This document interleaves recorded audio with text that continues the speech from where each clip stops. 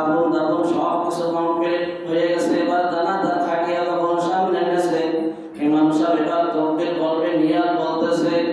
এবার একটা বাস পাখি আসমান থেকে সরাসরি আব্দুল্লাহ ইবনে আব্বাসের লাশ বরাবর নামতেছে। বলেন আল্লাহু আকবার।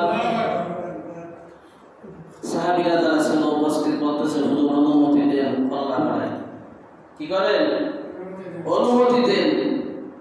আসমান থেকে সবুজ বর্ণের একটা পাখি নামতেছে, বড় পাখি।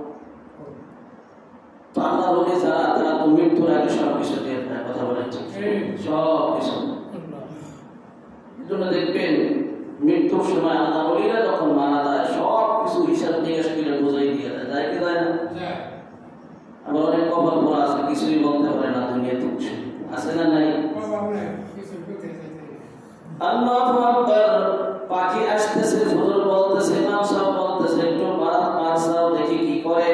এবার আস্তে আস্তে আইতে আইতে আরে আব্দুল্লাহ ইবনে আব্বাসের লাশ বরাবর নামতেছে। হুজুর এখন ডিস্টার্ব করতেছে, এখন যদি অনুমতি না দেন তো একটা ঘটনা ঘটাইতেই পারে। বলতেছে থামো দেখি কি করে। তো আব্বাসের সরাসরি লাশের কাপড়ের উপর পড়ে গেছে। আল্লাহু আকবার। লাশের কাপড়ের উপর কফনের উপর পড়িয়া ওই লাশ বান্দা ওই পা দিয়ে ওই পাখি বলতেছে। কি করতেছে? বান খোলার পরে পাখির ঠোঁট আর আব্বাসের ঠোঁটের সাথে এক ঠোঁট লাগাইয়া পড়তেছে, ফাদখুলি ফি ইবাদি ওয়াদখুলি জান্নাতি। সুবহানাল্লাহ বলেন। পাখি কি বলতেছে?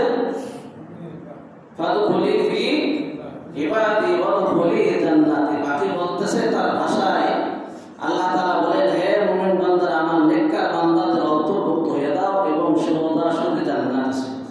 সুবহানাল্লাহ। আব্দুল্লাহ ইবনে আব্বাস তো মুমিন বান্দাদের অন্তর্ভুক্ত হয়ে গেছে, নেককার বান্দাদের কথা বলে ঠিক, আর সে জান্নাতে চলে গেছে। তার প্রমাণ পাখি